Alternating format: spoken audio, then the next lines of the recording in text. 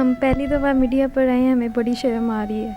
मेरी मामा लोगों के आगे हाथ फैला के रो रही हैं, मेरी वजह से रो रही हैं कि मेरे लिए कोई थोड़ा सा जहेज़ बना दें।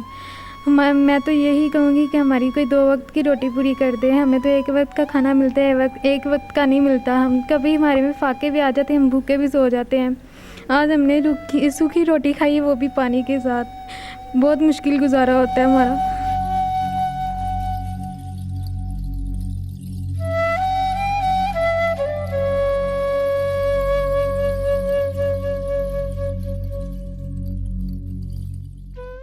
20 साल हो गए थे। मेरे शोहर वही काम मछली का ही कर रहे थे।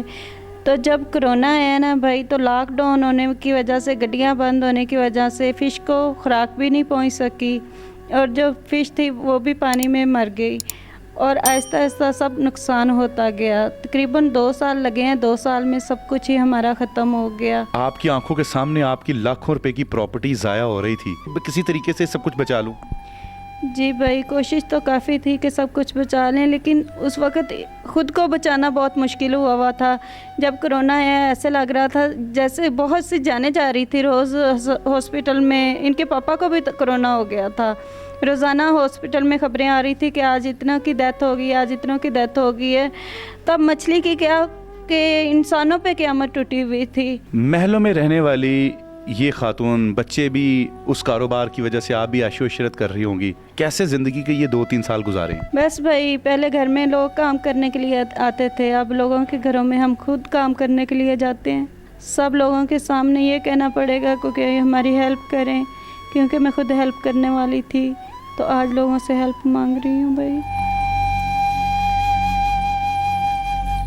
बच्चे किस तरीके से सवालात करते हैं? जवान हैं, इनकी शादियों के लिए भी ये बेताब हैं आप। इनको किस तरीके से आपने उन चीज़ों में ढाला है कि बेटा रुखी सुखी खा लो, बस यही है? वक्त के साथ इंसान को बदलना पड़ता है। फिर ऐसे भी हालात आए हैं कि एक वक्त का खाना भी नहीं होता था मेरे बच्चों के पास।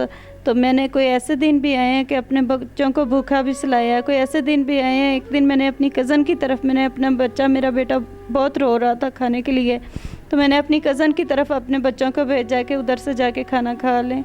नहीं, फिर क्या करें, हालात के सामने हालात के साथ चलना पड़ता है भाई। बहुत मुश्किल है। बच्चे तो छोटे हैं, वो तो मांगते हैं, हर चीज़ मांगते हैं, लेकिन मैं मजबूर हूँ, मैं बेबस हूँ, मैं क्या करूँ।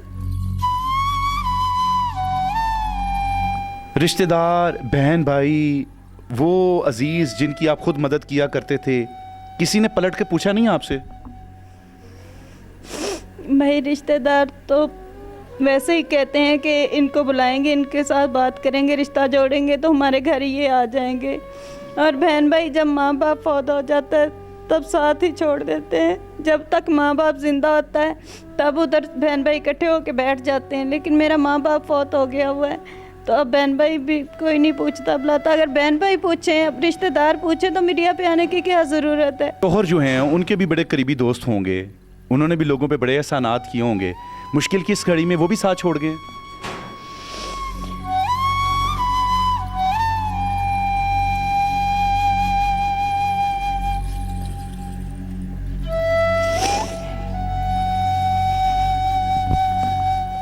ये बताइए कि बेटियों के रिश्तों के लिए बहुत परेशान हैं आप।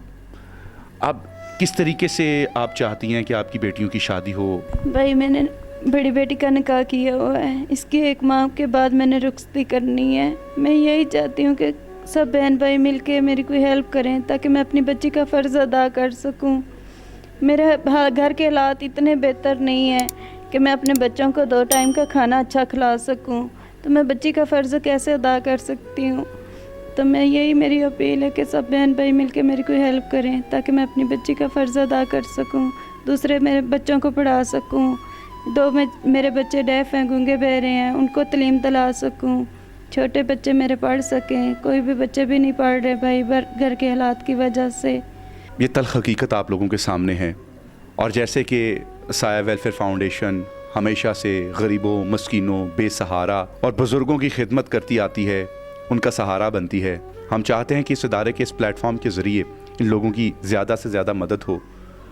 इनको अपनी बेटी के निकाह के लिए रुखसती करनी है, और उस रुखसती के लिए हर चीज़ दरकार है, और इस वक्त ये किसी मसीहा की तलबगार हैं।